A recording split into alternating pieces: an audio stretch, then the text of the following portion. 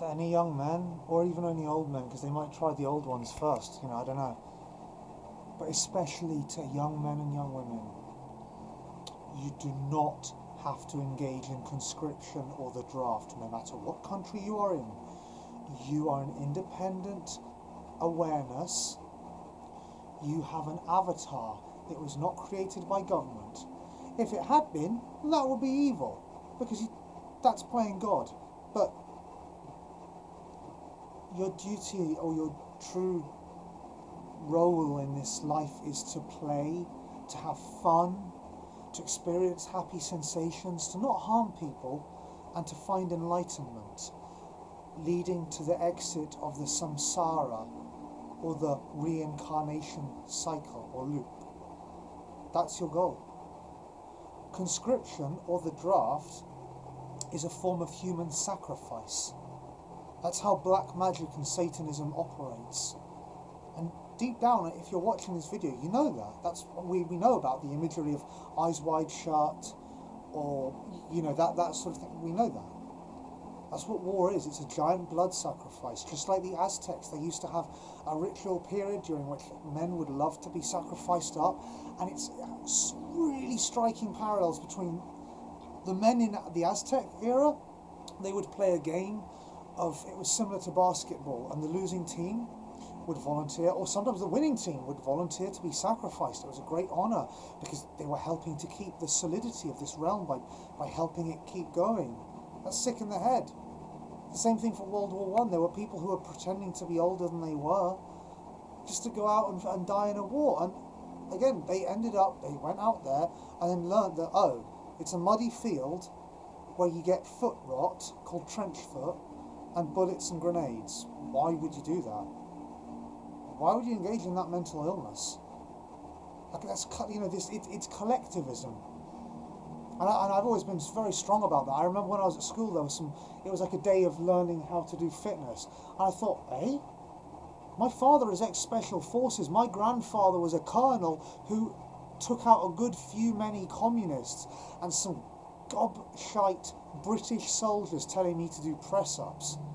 So I made a point of it, saying, no, I'm all right. I gave him a little bit. I did one press-up. I went,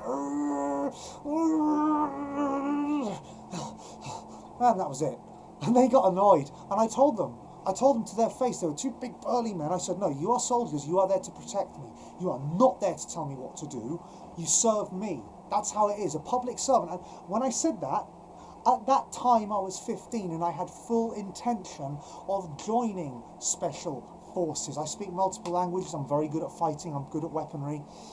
And I had the intention of joining special forces, but then I learnt what the world was, and I did have that thought of, why would I go and fight some random people in Afghanistan or Pakistan? What's that got to do with anything? Like the war in Iraq. Iraq didn't blow up the Twin Towers. Saddam didn't do it. They didn't have weapons of mass destruction. These wars are based on lies, but that's not even the worst of it. It's the human sacrifice element.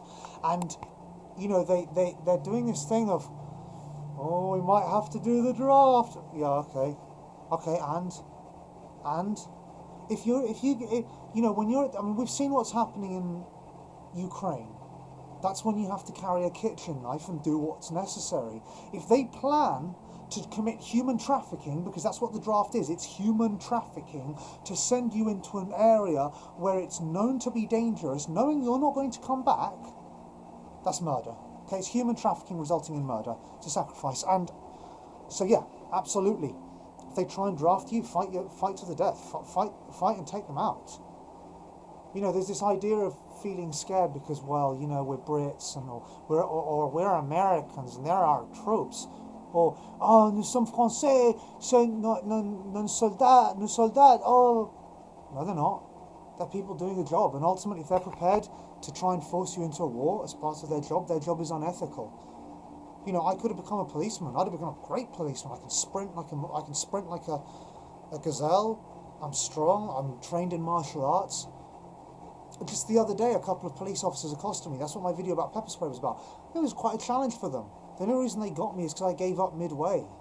I have chronic fatigue, and two reasons, but you know, with chronic fatigue, I thought I didn't want to be exhausted the next week from fighting a couple of cops. You know, and so, I mean, these are enemies, and I don't like the idea of young people being scared of conscription. Don't do it. Don't do it, because there will be others. Okay, if you're watching this, you are the resistance, and there will be others. There'll be me. I won't be doing conscription. My life, I've kept myself alive after multiple attempts at my life. Multiple attempts to have me 6 foot under.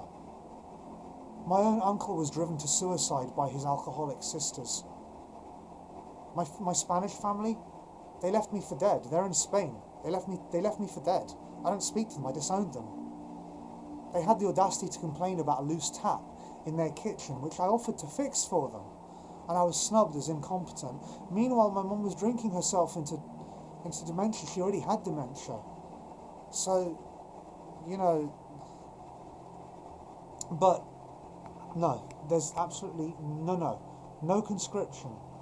You know, if you have the inclination to join the military and you really want to do that, you know, I suppose, but something about pieces of brass or copper flying towards me doesn't do me anything good in my mind.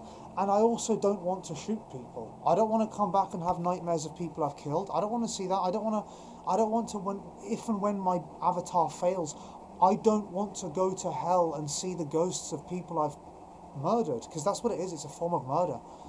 You know, do I support whichever countries are the enemies? No, I don't support any country. I support myself, my freedom, and I support the freedom of people who want to be free. I think that's everything, but just make sure you don't obey conscription. It's so lame. Okay, it's so lame. Because, you know, again, a lot of those Vietnamese people who went to Vietnam and they came back saying, "You don't know what it was like, you don't know what I've been through." Yeah, but they obeyed conscription. Muhammad Ali didn't. Muhammad Ali refused conscription, went on to be a hero. People viewed him as a hero, and he got to live. He got to live to be a championship boxer, for goodness sake. And I've got a whole bright future ahead of me. I've got a whole bright future ahead of me. I'm not letting the British state use me as an animal.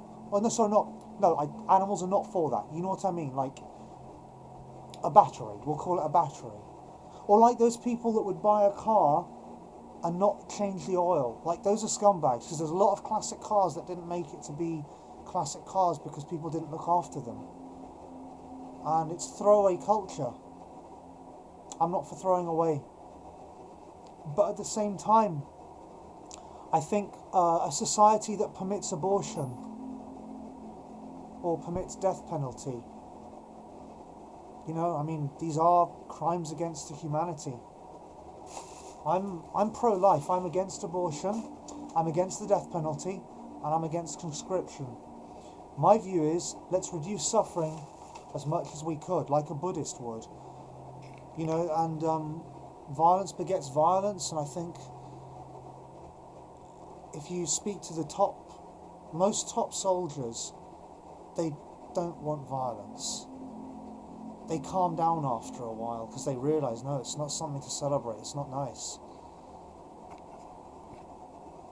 I want a life of peace, and I'm not serving the British state, I'm not serving any other state. We don't have any duty to do so. Duty to freedom, a duty to happiness.